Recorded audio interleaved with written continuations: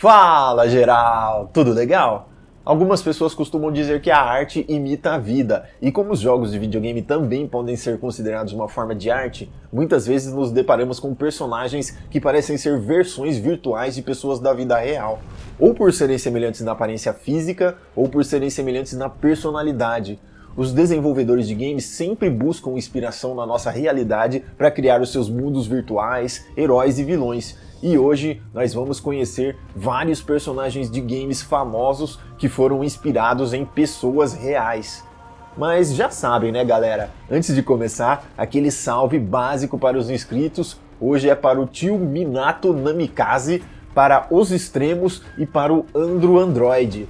Valeu mesmo, galera! Obrigado por estarem aí acompanhando o canal. Eu gostaria muito que esse canal crescesse cada vez mais e conto com vocês, beleza? Lembrando que inscrito mafioso já deixa aquele like nervoso. E para quem não me conhece, prazer, eu sou um insano e se você é um cara legal, por gentileza inscreva-se no canal. Fechou comigo? Agora toma ali vídeo, rapaziada. Kratos. Em God of War, você joga como Kratos, um guerreiro espartano que acidentalmente mata a sua família em uma explosão de fúria e em seguida tenta se redimir assassinando vários deuses da mitologia grega. Ao projetar Kratos, a equipe de God of War decidiu se basear no personagem Derek, interpretado pelo ator Edward Norton no filme A Outra História Americana. Caso você ainda não tenha visto esse filme, Derek é um musculoso neonazista alimentado pela violência e pela raiva. O filme é uma espécie de drama e fala sobre o preconceito e intolerâncias raciais nos Estados Unidos. No filme, o personagem principal, Derek, é um cara musculoso, tatuado, fortão, todo nervoso e descontrolado que guarda muita raiva dentro de si. E no game God of War, o personagem principal é Kratos, um cara musculoso, tatuado, fortão, todo nervoso e descontrolado que guarda muita raiva dentro de si também. De acordo com o diretor de God of War, David Jaffe, uma cena específica do filme A Outra História Americana é o motivo de Kratos ter essa personalidade explosiva e agressiva. A cena em questão envolve Norton violentamente pisoteando um rapaz que tenta roubar sua casa. Esse movimento de pisotear que ocorre no filme é o que Kratos copia em vários games da série God of War.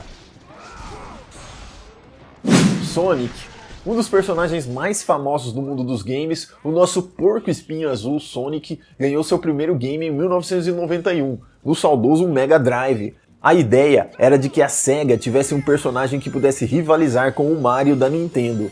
Desde então já tivemos vários jogos da série Sonic, além de histórias em quadrinhos e até desenhos animados. Mas o interessante é que Sonic foi inspirado em duas pessoas bem inusitadas, o ex-presidente norte-americano Bill Clinton e também o super popstar Michael Jackson. De acordo com o criador do porco-espinho, Naoto Oshima, a personalidade do Sonic é baseada na reputação e na conduta de Bill Clinton, e o seu estilo e as suas botas são baseadas em Michael Jackson quando fez o famoso clipe Bad. Isso porque o presidente Bill Clinton sempre foi tido por muitos como sendo alguém que realmente queria ajudar as pessoas. E no primeiro jogo do Sonic, ele parte sozinho numa luta contra o Dr. Robotnik para salvar os animais da floresta. E Sonic, apesar de ser bonzinho, tem aquela cara de malvado e aquele sorriso irônico. Ele herdou isso do Michael Jackson, que também tinha toda aquela marra, toda aquela pinta de bad boy, mas aquilo tudo era aparência, porque no fundo ele era boa gente. Dr. Robotnik. Dr. Ego Eggman Robotnik é o principal inimigo do Sonic. Traduzindo, Eggman, ao pé da letra temos algo como Homem-Ovo, um nome bem sugestivo em função do corpinho em forma que ele tem. Corpinho em forma de ovo, melhor dizendo. Esse gordão encrenqueiro tem aparecido em quase todos os jogos do Sonic desde 1991. Também criado por Naoto Oshima, Dr. Robotnik faz o papel de cientista maluco. Ele é descrito como sendo um gênio com um QI, ou índice de inteligência, de 300 pontos. Para se ter uma ideia, a média das pessoas comuns chegam a 100 pontos. Ele foi criado para representar o debate entre o avanço da indústria e da civilização, às custas da destruição da natureza. Ele foi criado de uma forma que ficasse fácil para as crianças de desenhá-lo. Naoto Oshima escolheu como base para a criação do personagem Theodore Roosevelt, que foi o 26º presidente dos Estados Unidos, que governou o país entre 1901 e 1909. A aparência do presidente foi reproduzida na forma de uma caricatura e também aspectos da personalidade do presidente foram introduzidos no personagem. Então, galera, na próxima vez que você jogar Sonic, saiba que esse game tem seus dois personagens principais baseados nos presidentes Roosevelt, Bill Clinton e também no super popstar Michael Jackson. Quem poderia pensar numa coisa dessas? Boo! O fantasma conhecido como Boo apareceu pela primeira vez em 1988 no Super Mario Bros. 3. Ele ficou conhecido como Bo Diddley, fazendo uma referência a um cantor conhecido da época que se chamava Bo Diddley. Desde então, Boo tem sido um personagem assíduo na franquia Mario, estando presente em muitos jogos da série, às vezes atuando como inimigo, às vezes atuando como aliado ou até como personagem jogável. Quando Mario olha na direção deles, os Boos param e ficam invisíveis, mas quando Mario vira-se de costas para eles, os Boos vão em sua direção e ficam tentando atacá-lo. O fantasma Boo é baseado na esposa do designer Takashi Tezuka. Ele disse que a ideia surgiu pois um dia sua esposa, que sempre foi muito calma e tranquila, explodiu de raiva pelo fato de Tezuka passar muito tempo trabalhando. No jogo, o fantasma está calmo quando vê o Mario, mas quando ele vira as costas, se torna um ser maior e furioso. Por essa ninguém esperava, mas a esposa de um desenvolvedor é que foi uma das responsáveis pela criação de um dos personagens mais carismáticos da série Mario Bros. Balrog. Esse aqui tá fácil, galera. Também conhecido como M. Bison ou Mike Bison, Balrog é uma clara referência ao ex-campeão mundial de boxe peso pesado Mike Tyson. Ele apareceu pela primeira vez em 1991, no famosíssimo Street Fighter 2. Desde então, ele tem aparecido em muitos jogos da série. No jogo, Balrog foi um grande campeão de boxe. Porém, ele foi banido de todas as ligas oficiais de pugilismo por ferir permanentemente seus oponentes, chegando inclusive a matar um deles. Balrog também usava constantemente movimentos ilegais, especialmente cotoveladas, cabeçadas e até golpes abaixo da cintura dos oponentes.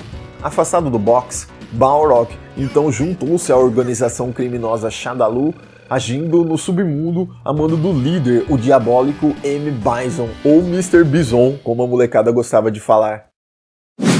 Johnny Cage. Assim como não dá para se pensar em Mortal Kombat sem o Sub-Zero ou sem o Scorpion, também não dá para se pensar em Mortal Kombat sem o Johnny Cage. Ele tem aparecido desde o primeiro Mortal Kombat em 1992.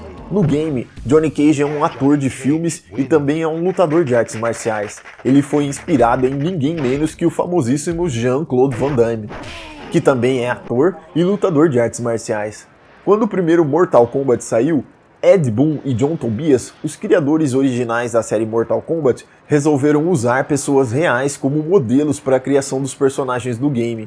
A ideia era que Jean-Claude Van Damme, que estava no auge de sua carreira na época, participasse do game sendo um personagem jogável. Acontece que o nosso querido Van Damme acabou pedindo um cachê muito alto para participar do game, e os produtores resolveram abandonar essa ideia.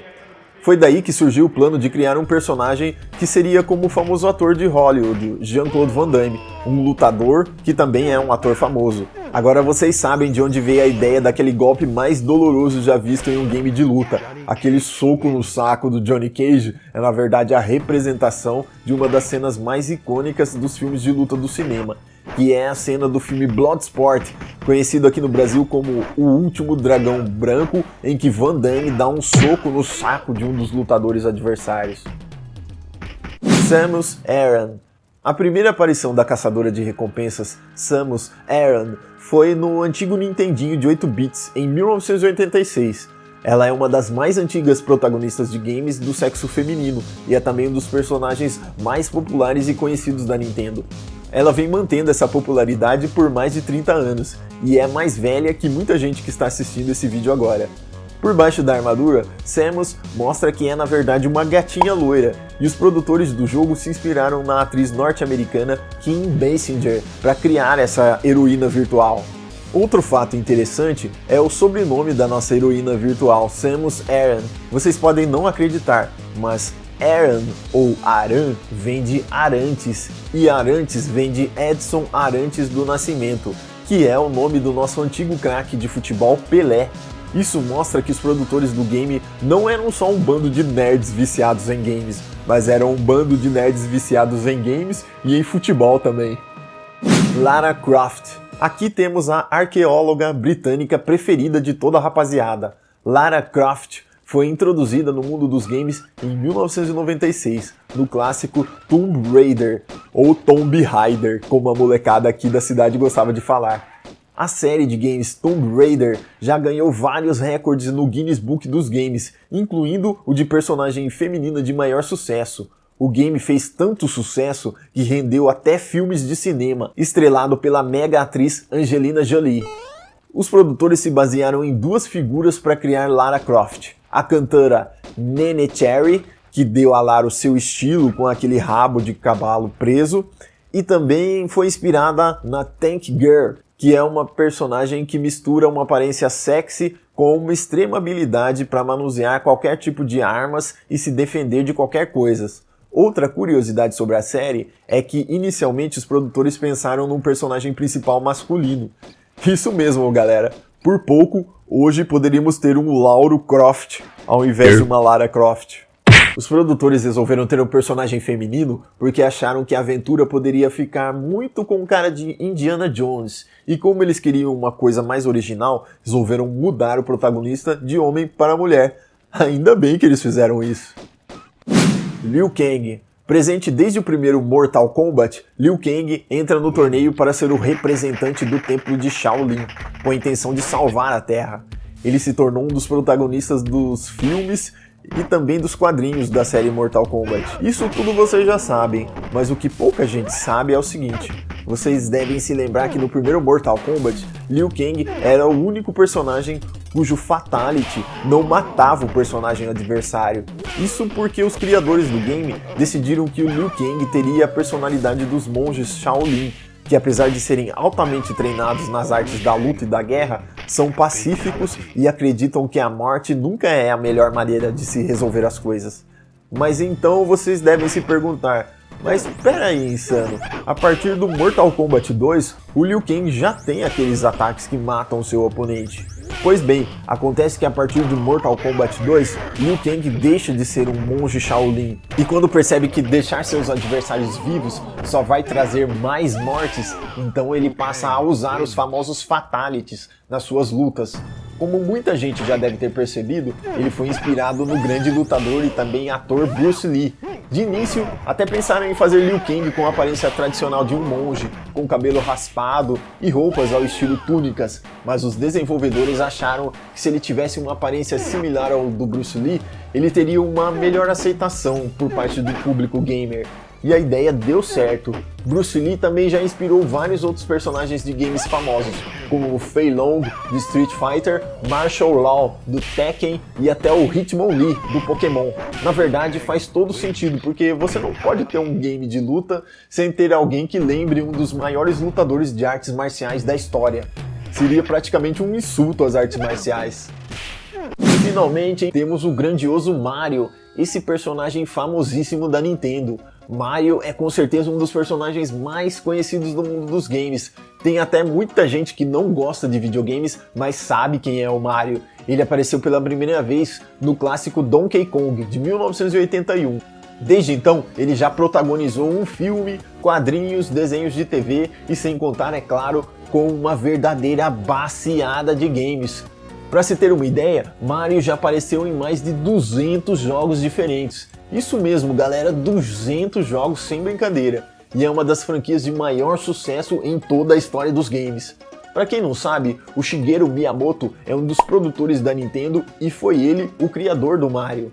Miyamoto sempre gostou de ler quadrinhos, e muitos dos quadrinhos que ele lia eram italianos. O nariz grande e o bigode não são características muito presentes no povo japonês, mas no italiano isso é mais frequente, e como na época que o Mario foi criado, os processadores dos videogames não conseguiam incluir muitos detalhes na tela, Miyamoto decidiu dar ênfase a essas características para criar o personagem, Assim ele conseguiria driblar as limitações de hardware e ao mesmo tempo fazer um personagem carismático. Já o nome de Mario veio de Mario Segale.